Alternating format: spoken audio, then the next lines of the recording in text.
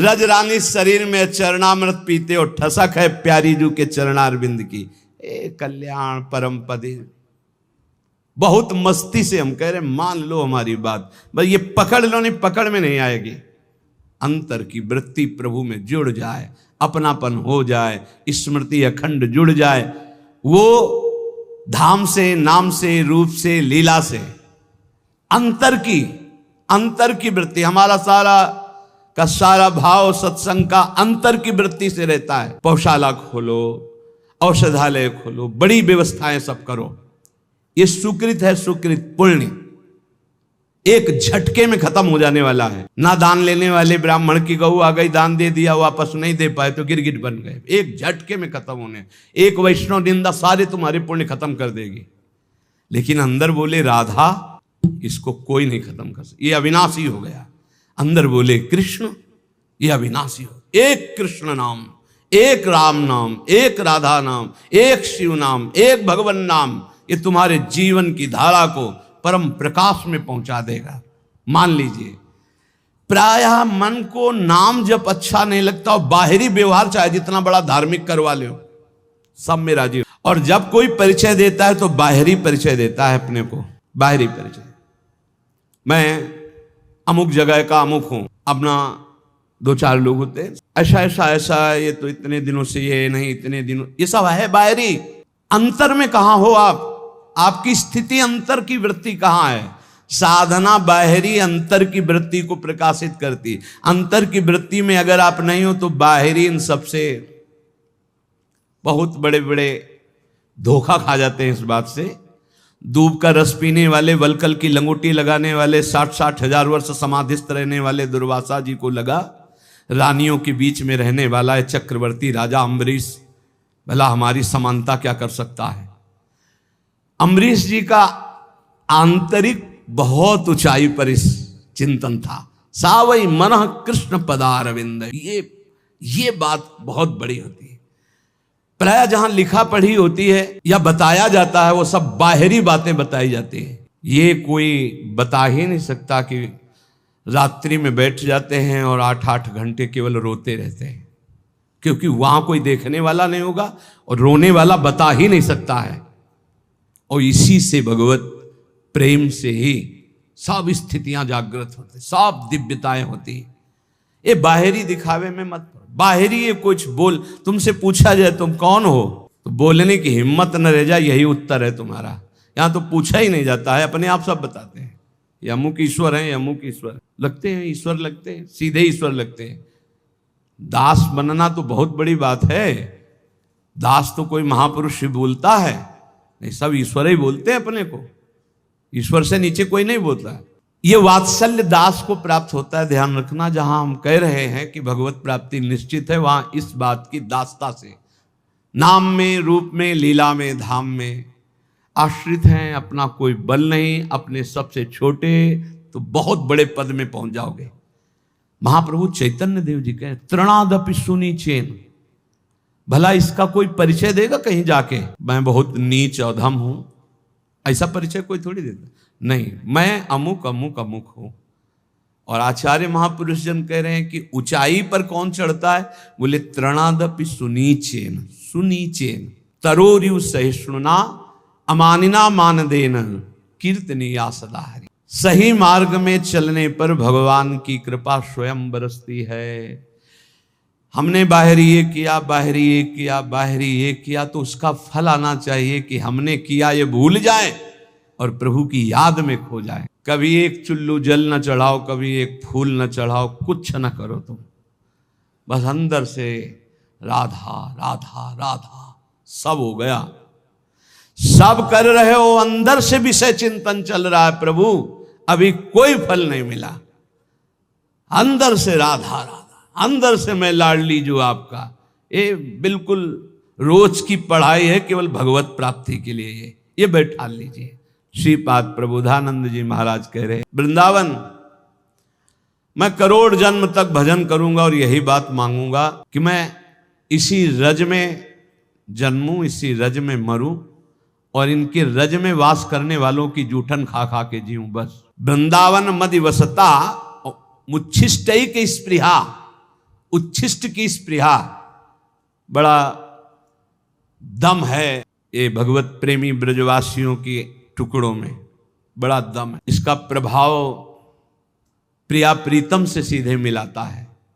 ये ब्रजवासियों की टूक प्रिया प्रीतम का प्रेम प्रदान करते हैं, विश्वास कीजिएगा। इनकी वाणी जरूर थोड़ा सा टेढ़ी मेढ़ी है, इनका व्यवहार भी टेढ़ा मेढ़ा हो सकता है, और इनके ठाकुर भी टेढ़े हो सकते हैं, पर उनकी कृपा जो है बहुत है। ठाकुर भी इनके टेढ़े हैं। देखो ना ब्रजराज कुंवर को जहां मिलेंगे तो कहीं ग्रीवा टेढ़ी, चरण कमर टेढ़ी, तो उनके ब्रजवासी भी टेढ़े हैं। इनकी वार्तें कुछ अलग होती है। अपने स्वरूप में आ जाएं तो सही। हम तो पहली बार जब हमें लगा भगवान के धाम के वासी ऐसे कैसे हो सकते हैं। शास्त्र नाम की तरह गालियां निकलती, शास्त्र नाम की तरह, जैसे ना ओम क्लीम देवा काम देवा नहीं शुरू होता है, गोपाल शास्त्र नाम, ऐसे उनके शुरू। हमने जिंदगी में तो कभी ऐसे भाषण सुने नहीं थे। गंगा किनारे थे ब्रजवासी, परस्पर बात करें तो हमें लगा कि टहलना चाहिए यहां से, तो बहुत कड़ुआ बोलते हैं। बाद में पता चला ध्रुवदास जी ने 42 लीला में लिखा हुआ है कि वेद की स्तुति से ठाकुर जितना नहीं रीझते, ब्रजवासियों की गाली से रीझ जाते। ए भाई, ठाकुर रीझ जाए तो हमें को रीझने में क्या परेशानी। ब्रजवासियों के टूक में बहुत बड़ी सामर्थ्य है प्रिया प्रीतम के प्रेम प्रदान करने की, बात पकड़ लेना। गुरु कृपा से जब से ब्रजरज का सेवन हुआ तब से आज तक ब्रजवासियों के टूक मिलते रहते हैं। अब जा नहीं पाते तो कई घरों से भिक्षा आ जाती है, कई घरों से दो दो टुकड़े सबसे लेकर के। उधर पोषण आज भी ब्रजवासियों के टूक से ही होता है। श्रीपाद कह रहे करोड़ जन्म तक साधना करूंगा और यही मांगूंगा कि मैं वृंदावन में ही जन्मूं, वृंदावन की रज का सेवन करूं, वृंदावन के वासियों की जूठन पाऊं। वृंदावन मदि वसता, वृंदावन के बीच में रहूं, मुच्छिष्टे की स्पृहा, मेरी ये चाहत रहेगी, आवश्यकता रहेगी कि उच्छिष्ट ब्रजवासियों का पाऊं। मुझे इससे बढ़कर और कुछ नहीं चाहिए। हे, अपने लोगों को क्या चाहिए? जो श्रीपाद कह रहे हैं वही मिला हुआ है। वृंदावन वास, वृंदावन की रज, ब्रजवासियों की जूठन। अब तो गर्व से कहो धन्योस्मि, मैं धन्य हो गया। मेरे भाग्य से कहा, वृंदावन ने मुझे धन्य कर दिया। चलते हैं संत वाणी, भगवत प्रेमी महापुरुषों के वचन। अगर पापी जन हैं, दुष्ट चित्त वाले हैं, और वो भी उच्चारण करें हरि श्री हरि हरे नमः, तो बोले हरिर हरति पापानि दुष्ट चित्तैरपि स्मृता। ऐसा स्मरण करते ही, बोलते ही अनिच्छापि संस्पृष्टो दाते भी पावकः। जैसे इच्छा ना हो या इच्छा हो, कैसी भी स्थिति हो, आग छू जाए तो उसमें दाहिका शक्ति जला देगी। ऐसे ही कोई भाव नहीं है, कोई भक्ति नहीं है, लेकिन वो हरि हरि हरे नमः ऐसा उच्चारण करता है, तो बोले दुष्ट चित्त वाले के भी सारे पाप नष्ट हो करके वो भगवत प्राप्ति का अधिकारी हो जाता है। जो हरि हरि हरि, और जो हरि रसना राधा राधा रट, और हरि की रसना जब राधा राधा रट रही और फिर आप राधा राधा बोलेंगे तो आपको भगवत प्राप्ति, कौन सी दुर्लभ बात है। जिव्याग्रे वसते यस्य हरिरित्यक्षरद्वयम्, ये दो अक्षर हरि जिसकी जिह्वा के अग्रभाग पर विराजमान होते हैं, सा विष्णु लोक मापनोति पुनरावृत्ति दुर्लभम, उसका जन्म नहीं होगा दोबारा। वो विष्णु लोक बैकुंठ धाम को जाएगा जो हरि हरि बोलेगा, जो राधा राधा बोलेगा तो वृंदावन धाम आएगा। यह भगवत प्राप्ति कौन सी कठिन बात है। देखो ना, ये महापुरुषों के वचन है, शास्त्र कह रहा है, विश्वास कर। अगर निरंतर नहीं जप पाते हो तो जब याद आवे तब जपने लगो, जब भूल जाओ तो भूल जाओ, जब याद आवे फिर जपने लगो। एक नाम आपके लिए बहुत बहुत मंगल करेगा, एक नाम भी मंगल करेगा। हमें तो बहुत विश्वास इस बात पर। एक बार जिन नाम ली हित सो होय अति दिन, एक नाम त्रैलोक कहीं तारे। बहुत नाम की अपार महिमा है, थोड़ा तो बेपरवाह हो जाओ। एक बड़े महापुरुष हमें मिले थे, उन्होंने ये इसकी व्याख्या करके बताई थी, संतुष्टायन केनवा। बोले हर परिस्थिति में प्रसन्न रहो, कैसी एन केनवा, कैसी भी परिस्थिति हो, भजन हो रहा है तो ठीक है, नहीं हो रहा है तो हमारे अंदर ये बात तो है कि मैं श्री जी का हूं, प्रभु का हूं, संतुष्टा एन केनवा, मैं भगवद आश्रित हूं, मैं कोई साधारण नहीं हूं, भगवान का अंश हूं और भगवद आश्रित हूं। अब अहम बैठा हुआ है कि मैं अमुक हूं, ये गड़बड़ है। अगर ये अहम बैठ जाए ना, प्रभु का हूं, भजन एक एक वृत्ति स्वाभाविक पकड़ लेगी।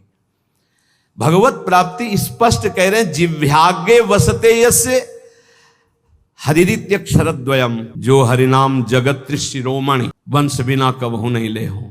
हम तो श्री हरिवंश, श्री हरिवंश, हरि ये आधा, हरिवंश का आधा नाम, ये त्रिभुवन को तारने की सामर्थ्य रखता है। जिव्यागे वसते यस्य हरिरित्यक्षरद्वयम सा विष्णु लोकमवाप्नोति पुनरावृत्ति दुर्लभम। अब नहीं होगा उसका जन्म जिसकी जिव्या के अग्रभाग पर आ गया हरि हरि हरि हरि, ऐसा बोल लिया। जब हम भगवान नाम जपते हैं, भगवत मार्ग में चलते हैं, तो कभी कभी हमारे गुरुजन हमको दंड देते हैं बिना अपराध के भी। वो बहुत से भगवत प्राप्ति के बाधक भाव को मिटिया मेट करने के लिए होता है।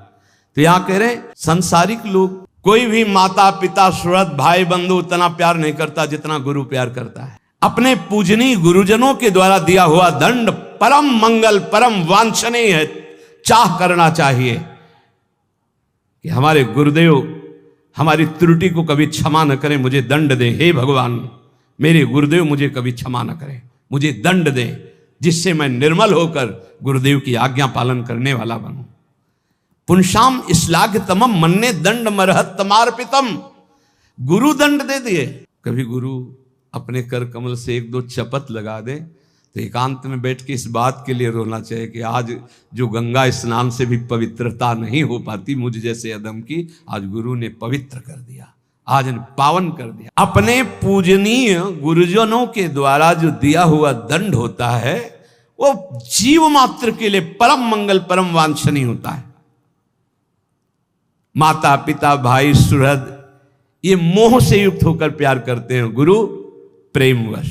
एक बार उड़िया बाबा की शरीर सेवा में एक संत भगवान रहते थे, तो कोई त्रुटि हो जाती है, अपराध बन जाते हैं देहाभिमान के कारण कहीं ना कहीं।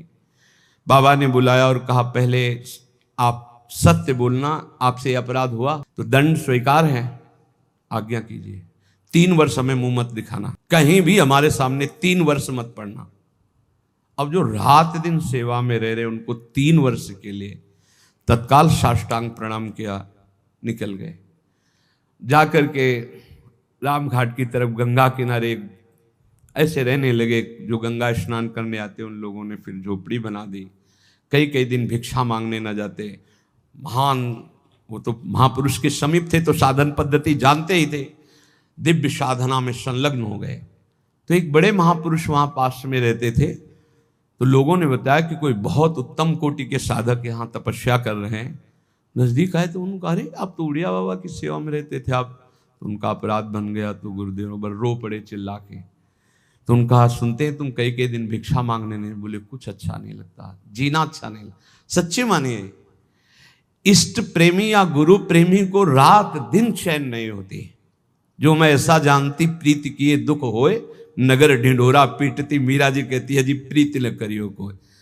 रात दिन यहाँ एक ही होता है, कब रात है कब दिन, कब रात है कब दिन है, कुछ पता नहीं, कुछ रात दिवस का है। ये ऐसा। वो आए बाबा के पास और कहा, बाबा संतों का हृदय इतना निर्मल होता है कि माखन से भी कोमल बताया गया है, ये क्या तरीका है आपका? आप अपने अंग सेवी को इतनी दूर 3 वर्ष के लिए कर दिया, उसका जीना मुश्किल है, कई कई दिन भोजन नहीं पा रहे। बाबा ने कहा, उनकी चर्चा बंद करके कोई और चर्चा करो, अगर आप हमसे प्रियता रखते हो तो हमारी आज्ञा का पालन करो। वो संत लौट कर गए, बोले भाई पता नहीं क्या अपराध है आपका कि हमको तो साफ मना कर दिया कि आपकी चर्चा ही ना करें। अब और 3 वर्ष बाद जब आए, बाबा के चरणों में रो के गिरे, तो बाबा ने कहा काम हो गया? उनका हाँ प्रभु। बोले ये जो 3 जन्म में भी नहीं होता वो 3 साल में हो गए। गुरुजनों के द्वारा दिया हुआ दंड विधान जीव मात्र के लिए अत्यंत वांछनीय, परम मंगलमय। बस मान ले, सच्ची मान लेना, सच्ची। माता पिता सुहृद भाई रिश्ते नाते मोह के वशीभूत है, और गुरु प्रेम पूर्वक। भाई ये बहुत कठिन है, बहुत कठिन है। अंदर की अगर सुई जरा भी शरणागति से हिली, बस वही परिचय देखा जाता है और कुछ नहीं। पतन तो तुम्हारा होने नहीं देंगे, चाहे तुम गाली दो, चाहे लाख कोस दूर जाओ। इतने बड़े हाथ है अजान बाहु भगवान के कि पतन तो तुम्हारा होने नहीं देंगे। वचन की शरणागत सही, झूठी शरणागति सही। जो कोई भक्ति करे कपट से उसको भी अपनाऊं, साम दाम और दंड भेद से सीधे रास्ते लाऊं, नकली से बनाऊं असली। यही तो मेरे मन में ठनी भगत मेरे मुकुटमणि। पर जो स्वाद आना था उसमें समय लग जाएगा, स्वाद पूर्वक। यहां कह रहे हैं कि अपने गुरुजनों के द्वारा दिया हुआ दंड वांछनीय है, चाह करना चाहिए कि सदगुरु हमें कभी माफ ना करें, हमें सदैव दंड दे। जो दंड विधान हमें भगवत साक्षात्कार कर पक्का पक्का। अगस्त्य जी ने सुतीक्षण जी को तो सिया राम जी के साथ आए थे गुरुदेव के पास, इसलिए अपने गुरुजनों के द्वारा दिया हुआ जो दंड विधान है उसे आदर के साथ स्वीकार करना चाहिए, क्योंकि वो हमें अहंकार से दूर करके ज्ञान नेत्र प्रदान करने वाला दंड विधान बनता है। गुरुजनों के द्वारा दिया हुआ दंड विधान ये अमृत के समान समान। एक दिन पद दोहा गा रहे थे हरिराम व्यास जी की, तो उसमें था कि लोक की बड़ाई कुकर की सिबान और बैर प्यार किए मुख चाटी है, बैर किए तनहानी, और रसिकों की गारी भली। दोनों में था कि अगर संसारी आदमी बड़ाई करे तो उसे अच्छा मत समझना, और अगर गुरुजन रसिक जन कड़ुए वचन बोल के डांट दे तो नाच पड़ना जरूर परम मंगल हो गया। यदि नाम जप करना है निरंतर तो झूठ बोलना छोड़ दो। झूठ बोलने वाले की जबान पे नाम जप निरंतरता में नहीं आता। पकड़ो, मृषावादम परिहरेत, झूठा बोलना बंद करो। माला है, नाम जप कर रहे हो, सत्य बोलो। झूठ बोलने से क्या लाभ मिलेगा? भगवान नाम में चल रहे हो, भगवत मार्ग में चल रहे हो। और देखो, व्यापार आदि में भी झूठ बोलने की जरूरत नहीं। जिनको लगता है बिना झूठ बोले व्यापार नहीं चलता, वो कमजोर हृदय के हैं। सब कोई जानता है मुनाफे के लिए व्यापार किया जाता है। अपनी सामान का मुनाफा जोड़कर बोल दीजिए, झूठ बोलने की जरूरत नहीं। अरे बहुत झूठ बोलते हैं। एक गमछा है खरीदने के लिए, जिससे गए वो 130 रुपया, नहीं थोड़ा कम कर दो। वो तुम्हें बताएं, कसम से कहते हैं 120 का लाए। अब 120 का तुम ले ही ले हो, तुम्हारे लिए कसम बोलने की क्या जरूरत थी? झूठ क्यों बोल गए? भाई 130 का हम दे रहे हैं, तुम्हें लेना लीजिए, नहीं दूसरी दुकान देखिए। ज्यादा उसमें चापलूसी या झूठ बोलने की जरूरत नहीं। मृषावादम परिहरेत, यदि आप व्यापारी हैं या गृहस्थी में कोई भी कार्य बोले बिना झूठ बोले काम नहीं चलेगा। ऐसा तो हमें शास्त्रों में कहीं नहीं मिला कि कोई व्यापार कोई ऐसा कार्य की झूठ। हाँ, एक जगह जरूर झूठ बोल देना चाहिए। यदि किसी के प्राण बच रहे हैं, सर्वस्व का नाश बच रहा है, जरूर झूठ बोल दो, उसके प्राण बचा लो। वो झूठ तुम्हें सत्य का लाभ प्रदान करेगा। अपने स्वार्थ के लिए झूठ मत बोलो। और कम से कम भजन करने वाले तो झूठ से थोड़ा बचने की थोड़ा इसलिए कह रहे हैं कि पूरा हरिश्चंद्र बनना तो बहुत ही कठिन है, क्योंकि मोबाइल का समय है। अब झूठ ना बुलवावे तो इसकी महिमा क्या है? झूठ तो बुलवा ही देता है। बहुत झूठ पकड़ा जाता है। झूठ वो जहां मोबाइल तो आजकल तो हलो ही बोलते हैं सब। बोले राधे राधे राधे राधे, कहाँ हो? बाजार में है इस समय, बगल से बगले के फ्लैट में है, बाजार में है इस समय, तो नहीं मिल सकते। बाजार झूठ बुलवाता है मोबाइल, बहुत झूठ बुलवाता है। वृंदावन में है, अपने घर में, कहाँ हो? इस समय तो आगरे में, आज तो नहीं मिल सकते, फिर आगे बताएंगे आपको। अब क्या जाता है, झूठ बोल दिए। अरे भैया बेमतलब झूठ बोल रहे हो। नहीं असत्य संपातक पुंजा। और बता दें, झूठा मुंह मत रखना यदि निरंतर नाम जप करना। चरणामृत पीने से झूठा नहीं होता। भगवत प्रसाद का किनका लेने से झूठा नहीं माना जाता। शेष कुछ भी झूठा मत रखना।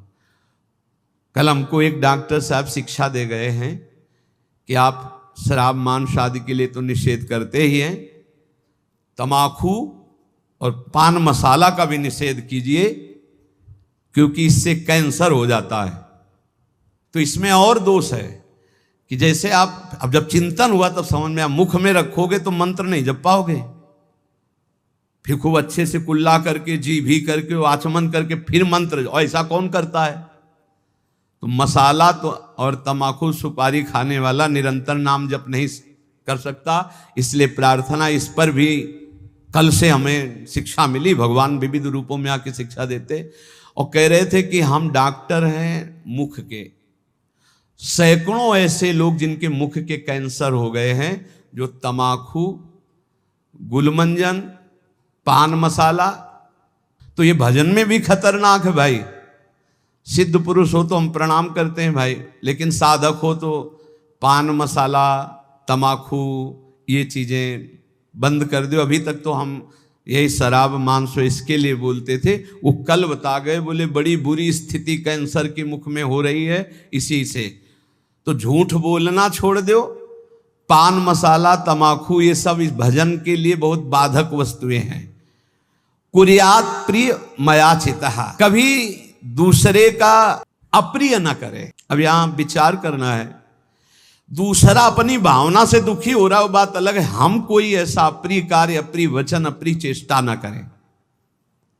न च कामान सरंभान द्वेषाधर्म मुत्सृजेत, कभी काम से पीड़ित होकर धर्म का त्याग न करें, कभी क्रोध से पीड़ित होकर धर्म का त्याग न करें, काम से पीड़ित होकर कभी दूसरे शरीरों का जो धर्म विरुद्ध है उनका सहवास न करे, क्रोध से पीड़ित होकर कभी पूज्य जनों को मारे पीटे ना, गाली गलौज न करे, उनका अपमान न करे, और द्वेष से कभी धर्म का त्याग न करे, द्वेष पूर्वक किसी का अहित, किसी का मंगल ना करे, तो निरंतर नाम चलने लगेगा। आप अभ्यास करो, तमाकू मसाला ना खाए, झूठ न बोले, पराई माता बहनों की तरफ काम दृष्टि से न देखे, या पराये शरीरों से काम भावना धर्म विरुद्ध न करे, क्रोध में आकर पूज्य जनों का अपमान न कर दे, कड़ुए वचन न बोल दे, द्वेष में आकर किसी का अहित न करे,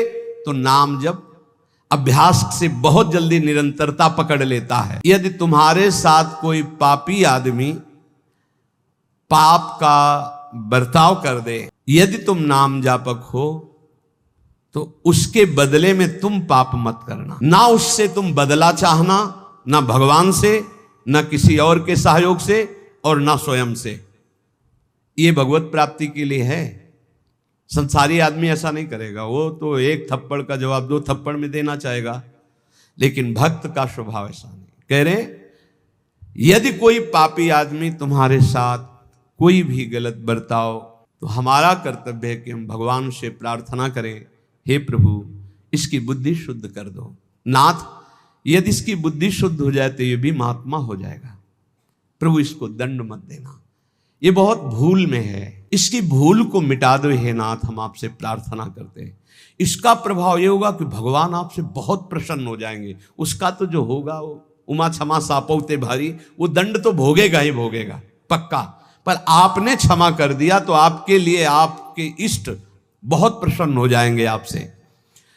जो साधु स्वभाव है वो किसी भी भारी संकट में पड़कर भी पाप कर्म न करे। जैसे एक प्रसंग आता है संकट का, सदन जी का, सदन कसाई जी बड़े महाभागवत थे। ये भगवान श्री जगन्नाथ जी के दर्शन करने जा रहे थे, महान अनुराग रस में डूबे हुए, 2-4 घरों से भिक्षा ले लेते हो पाते हुए। संध्या समय था, एक घर में भजन करने से एक मुख में विशेष आकर्षण होता है, भागवती का आकर्षण होता है, जो एक आत्म सुख प्रदान करता है। लेकिन जो विषयी जन होते हैं उनके लिए वो आकर्षण काम में भी बदल सकता है।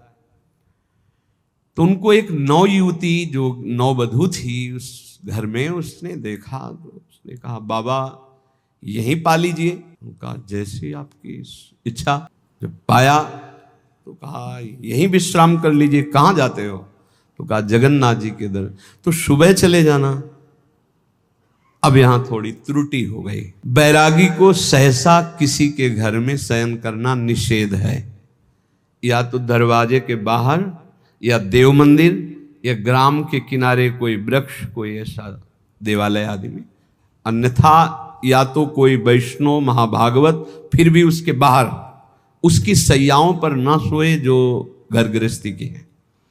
सहज सरल चित्त तो उसी घर में शयन कर गए। उनको होगा कोई कमरा है, अन्य बड़े घर होते हैं।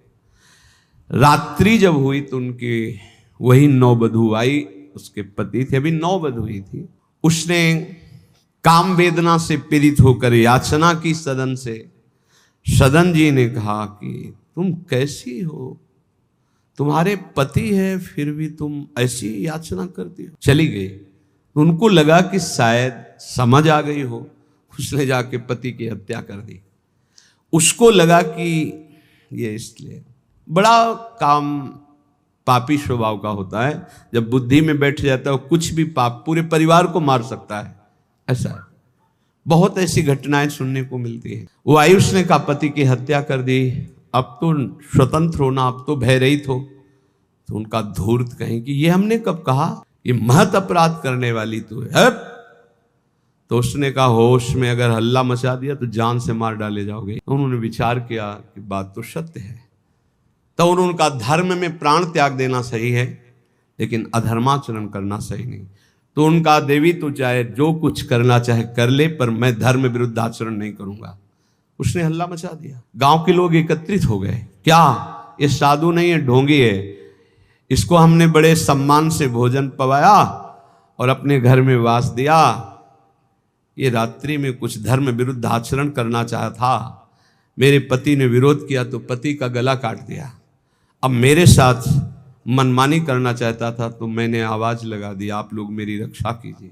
बंदी बना लिए गए, राज दरबार में पेश किए गए। राजा ने पूछा क्या आप अपराध किया? एक बार उन्होंने कहा कि नहीं। तो उसी स्त्री ने कहा झूठा है, ये दम्भी है, पाखंडी है, साधु नहीं है, वो महापुरुष। राजा ने पुनः पूछा तुमने अपराध किया?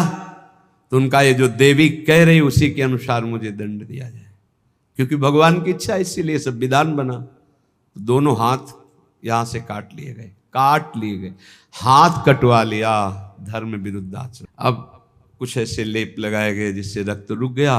जगन्नाथ जी के दर्शन करने गए तो बहुत हंसे प्रभु से, क्योंकि वो सच्चे थे। उन्होंने कहा प्रभु आप जानते हैं फिर भी ये लीला, अगर आज हाथ होते तो मैं हाथ जोड़कर आपको प्रणाम करता, पर स्वीकार करो आप हमारा। और जे ही ऐसे किया तो नवीन हाथ उनके प्रकट हो गए। सच्ची मानिए, कह रहे यहां कि आत्मनैव हतः पापो यह पापम कर्तुम इच्छति, पापानाम विद्याधिष्ठानम लोभमेव द्विजोत्तम, लुब्धा पापम व्यवस्यन्ति नरा नाति बहुश्रुताः। किसी भी लोभ या किसी धर्म संकट में फंस करके भी पाप आचरण नहीं करना चाहिए। कभी कई तरह के ऐसे धर्म संकट भक्तों के जीवन में आते हैं, उस समय आप अपने आराध्य देव की निष्ठा में रहो, प्राण भी चले गए तो भगवान की प्राप्ति हो जाएगी। लेकिन धर्म भ्रष्ट हो गए तो क्या? पापाचरण से बचने की चेष्टा करो, निरंतर नाम जप करो, कोई व्यसन ना करो, सहसा झूठ मत बोलो, तो तुम्हारे हृदय में निरंतर नाम की वृत्ति स्थायी आ जाएगी। नाम चलने लगा तो हम जीत गए। नाम सर्वोपरि, चाहे जैसी परिस्थिति हो, नाम न छोड़ो, नाम पकड़े रहो, नाम तुम्हें पकड़ लेगा, नाम ही तुम्हारे हृदय में छा जाएगा और जीवन का यही परम लाभ।